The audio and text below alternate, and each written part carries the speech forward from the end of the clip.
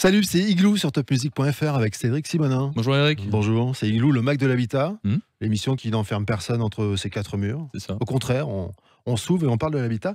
Et on va en parler aujourd'hui avec un maire, un jeune maire, l'un des plus jeunes maires de France, élu récemment, maire d'Illkirch-Graffenstaden. C'est vrai, vous êtes l'un des plus jeunes Thibaut dans Phillips. cette strate de collectivité, oui, tout Ouais. à fait, 29 ans. Qu'est-ce qui vous a pris?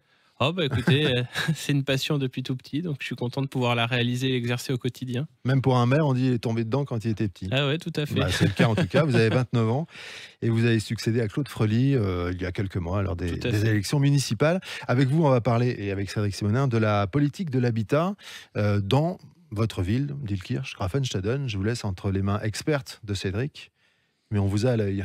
C'est ça. Merci Eric. Oui, au sens large, la vision d'un élu, d'un jeune élu, dans une commune comme Illkirch, qui est une commune importante de l'Eurométropole.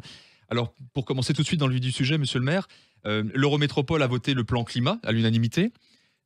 Pour rappel, le plan climat, ce que c'est Eric pour nos auditeurs, c'est le plan énergie-climat européen, aussi appelé paquet climat-énergie, adopté en 2008 par la Commission européenne, qui vise un objectif européen dit le 3x20, qui consiste en premier lieu de diminuer de 20% les émissions de gaz à effet de serre, réduire de 20% la consommation d'énergie et atteindre 20% d'énergie renouvelable dans le bouquet énergétique.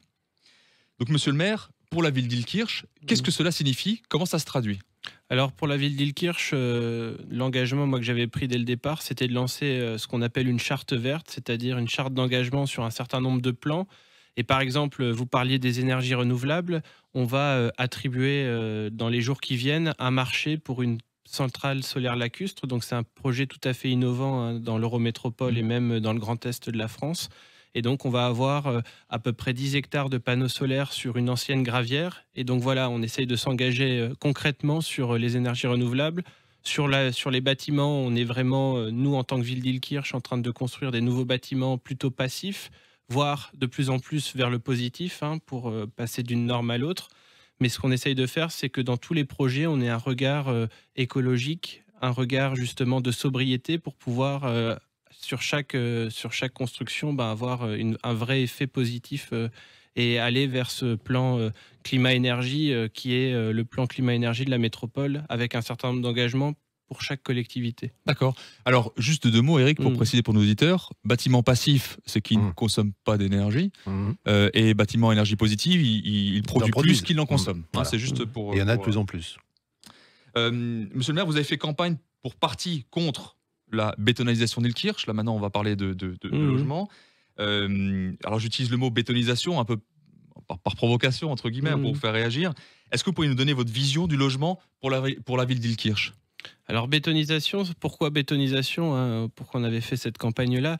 C'est parce qu'en fait on a constaté pendant ces dernières années finalement des constructions de plus en plus hautes, de plus en plus denses, dans un tissu qui finalement était plutôt un tissu bâti traditionnel type pavillon.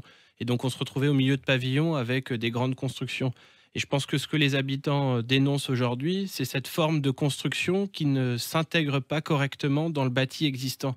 Moi, ce que je souhaite vraiment, c'est qu'on arrive à bien adapter ce qu'on construit justement à la physionomie, au paysage qu'on a dans nos villes. Et donc, c'était pour ça aussi qu'on avait fait cette campagne-là, ce qui a plutôt bien fonctionné. Et aujourd'hui, ce qu'on essaye de faire dans tous les projets, c'est d'avoir vraiment un regard pour qu'on ait des bâtiments qui soient exemplaires sur un certain nombre de plans, notamment sur le plan énergétique, sur le plan thermique, mais aussi par ailleurs d'avoir des bâtiments qui arrivent à s'intégrer dans le bâti existant. Donc quand on va être plus vers le centre-ville, on va pouvoir construire un peu plus haut parce qu'on est déjà sur plutôt des collectifs. Dans des endroits pavillonnaires, peut-être essayer de faire des maisons bifamilles, des choses comme ça. Mais en tous les cas, faire aussi un habitat qualitatif.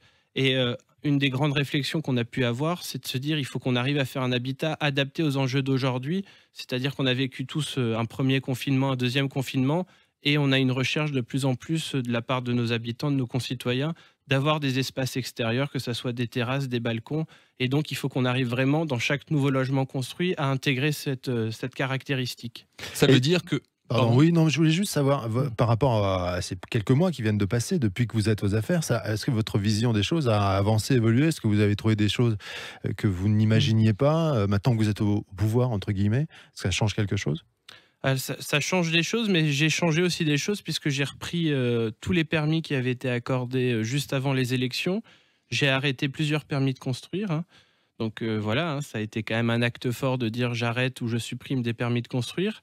J'ai fait retravailler un certain nombre de promoteurs et de bailleurs pour, par exemple, enlever un étage à certains endroits parce que le bâtiment semblait trop haut et ne s'intégrait pas bien. Et surtout d'avoir des caractéristiques aussi par rapport au stationnement. On voit qu'aujourd'hui, on a des endroits à Elkirch, on était sur 0,5 places par logement, et c'est insuffisant puisqu'on est encore dans une ville de première couronne. Certes, il y a le tram qui vient jusqu'au centre-ville, mais tout n'est pas connecté encore au transport en commun, donc on voit que l'utilisation de la voiture, elle est encore une réalité. Et donc, il faut quand même qu'on puisse faire un habitat qui puisse être qualitatif aussi sur ce plan-là, et d'éviter d'avoir des véhicules dans les rues tout autour, partout, quoi. Donc vous avez découvert les choses en arrivant aux affaires, en fait. C'est ça. Et j'avoue que j'ai découvert même des permis qui ont été signés le 26 juin, alors que les élections, le deuxième tour, était le 28 juin. Donc vous voyez, Bon, ça, c'était c'est de la politique, on un va pas peu rentrer compliqué. là-dedans. Non, mais On va pas polémiquer Non, là-dessus. pas du tout, pas du tout. Oui, c'est vrai que, donc, si je comprends bien, c'est pas forcément un arrêt total parce que à la construction, hein. En fait, c'est construire différemment, construire à des endroits qui sont peut-être faits pour construire de temps en temps plus dense que d'autres. En fait, c'est une répartition géographique de la construction qui est un peu différente, si je comprends bien.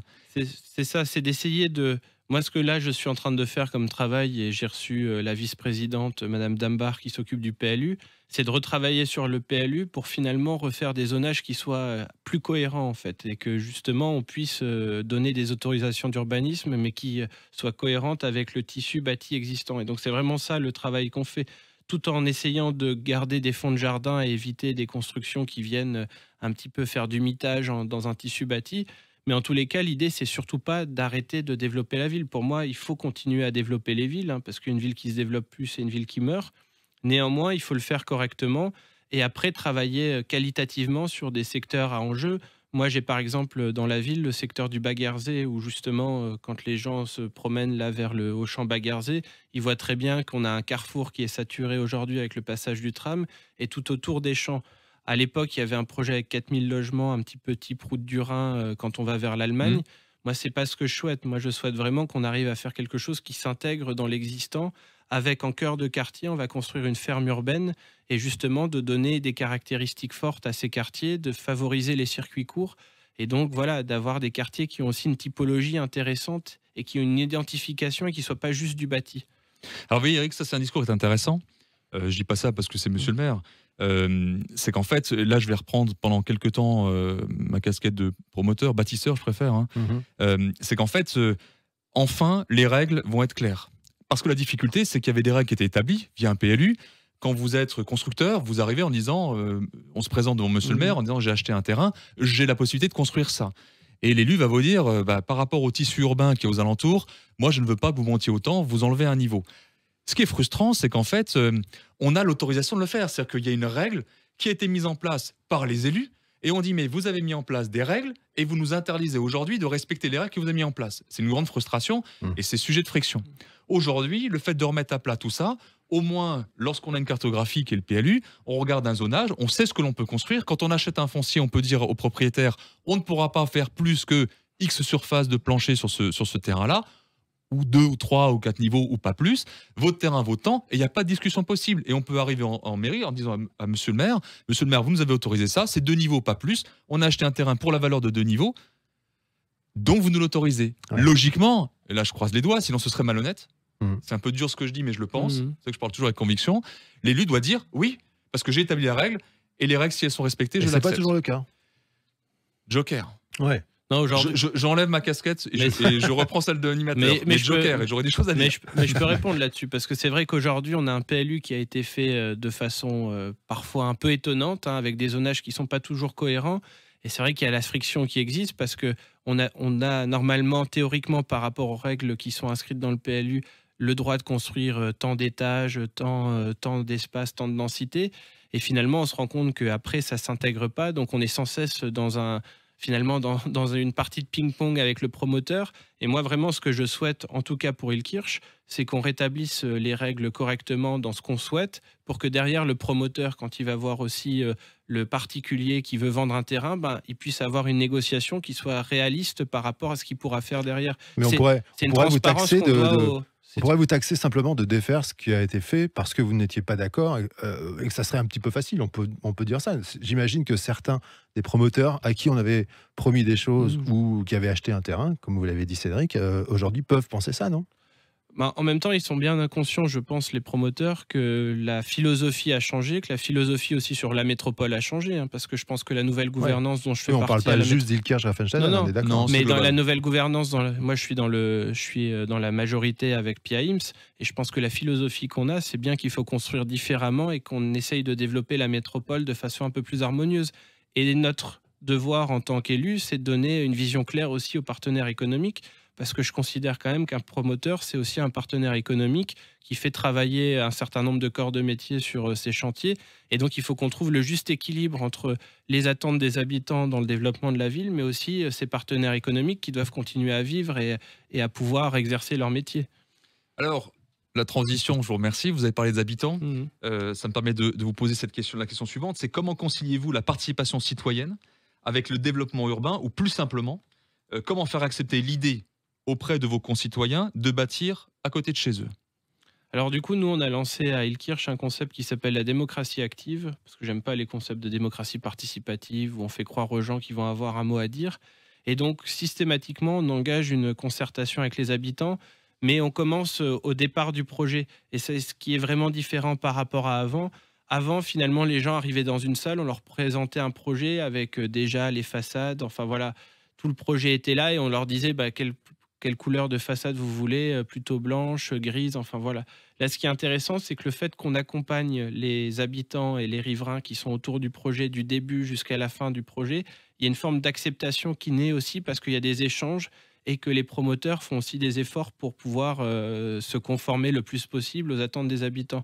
Et je pense que ça, c'est vraiment important parce que ce qu'on a constaté jusqu'à présent, c'était finalement ce problème d'acceptation de la part de la population, puisque finalement, on les invitait à voir la fin du projet, mais ils n'étaient pas du tout associés. Et on se rend compte que quand on associe l'habitant a envie de participer et derrière, il accepte beaucoup plus facilement. C'est juste. Je vais juste ajouter un tout petit bémol, c'est la notion de temps. C'est-à-dire que vous savez que dans le bâtiment, on a un temps long. Une opération, entre le moment où on négocie un foncier et où les logements sont livrés, en moyenne, il se passe 3 ans, hors année électorale. Parce que là, on ne maîtrise plus les calendriers. Donc, il se passe 3 ans. Si, et c'est une difficulté que l'on aura, cette participation active, pour reprendre votre terme, rajoute généralement pour le faire systématiquement, pas trop en Alsace, mais beaucoup dans d'autres régions où c'est plus simple à organiser, le faire systématiquement, on sait que c'est un délai de 3 mois, c'est 3-4 réunions qui prennent 3 mois supplémentaires. Ça veut dire qu'on rallonge encore les délais, et ça commence à être une grosse problématique, sauf dans certaines communes où, finalement, comme on a travaillé très en amont le projet, avec la municipalité, déjà pour avoir quelque chose qui corresponde à 80-90% à ce que l'élu veut, 2, avec les citoyens, généralement, on a un permis qui arrive à sortir un peu plus rapidement. On arrive à gagner 1 mois, 1 mois et demi. Mais ça, c'est un deal qu'on passe avec l'élu. Donc, c'est le seul petit point de vigilance que je mettrais. Oui, tout à fait. Mais après, il faut quand même qu'on y arrive parce que sinon, on a des recours gracieux, on a plein de recours sur le permis et c'est dommage parce que finalement, des fois, on perd aussi du temps parce que comme l'habitant n'a pas été intégré dans le processus, il va saisir la justice et ça met aussi un certain nombre de mois de délai supplémentaires. En parlant de temps, le temps tourne. Le temps tourne. Allez, dernière question alors, Eric, vous avez raison de me reprendre. Pour vous, monsieur le maire, aujourd'hui, quels sont les points forts de la ville d'Ilkirch en termes d'habitat et de qualité de vie? Et deuxième question, quelles actions souhaiteriez-vous mener à moyen terme? Alors, les points forts, moi, je pense que c'est dans le terme d'attractivité, c'est le fait qu'aujourd'hui, à Ilkirch, on a la chance d'avoir un bassin d'emploi qui est très fort. On a à peu près 11 500 emplois pour 27 000 habitants. Donc, le ratio est quand même assez important et exceptionnel. On a des perspectives. En plus, là, je lisais ce matin que Hertha a investi 25 millions dans l'usine d'Ilkirch. On espère l'usine Huawei qui va venir dans le parc d'innovation. Donc voilà, on a vraiment un fort potentiel d'entreprise et puis une qualité de vie qui est quand même assez sympathique parce qu'on a quand même une ville assez verte et c'est ce que j'essaye de maintenir aussi dans la construction. on a toutes les commodités, crèches, écoles, enfin. Donc on a vraiment un fort potentiel, plus les associations, la vie associative. On a presque 200 associations, donc dans une ville de 27 000 habitants, c'est quand même à souligner. Les mobilités? Les mobilités avec le tram quand même. Le tram, le premier réseau cyclable dans cette strate de ville, 63 km de pistes cyclables. Le fleurissement, enfin voilà, on a vraiment sur tous les plans, on est plutôt bien placé et je compte continuer cette politique-là. Et donc à moyen terme, là, ce qu'on est en train de travailler, c'est notamment la création d'un marché couvert. Donc pour vraiment créer une centralité, un cœur de vie, parce que c'est ce qui manque encore un tout petit peu, c'est sur le commerce. Donc on va essayer de renforcer l'offre commerciale et puis continuer à entretenir les écoles, à développer justement des solutions de mobilité. On va lancer bientôt une navette aussi qui permet de relier des zones qui ne sont pas forcément aujourd'hui reliées au transport en commun. Donc vraiment, voilà, continuer à développer cette attractivité de la ville. On va suivre cela de très très près. 29 ans, vous êtes à votre premier mandat, vous allez en faire combien? 7 ou 8 là? Merci en tout cas d'avoir participé. Merci à vous. L'émission, on la retrouve sur topmusic.fr, sur les plateformes de podcast, sur Facebook Igloo On Air, sur la chaîne YouTube, sur le site de Trianon Résidence également, et puis peut-être sur le site de la mairie d'Illkirch-Hafenstaden. Oui, avec plaisir. Voilà, si vous la postez, on sera ravis. On sera ravis. Ou sur vos réseaux sociaux, évidemment. Merci Cédric Simonin. Merci Eric. Merci Thibaut Merci, Phillips. Et à très bientôt. Au revoir.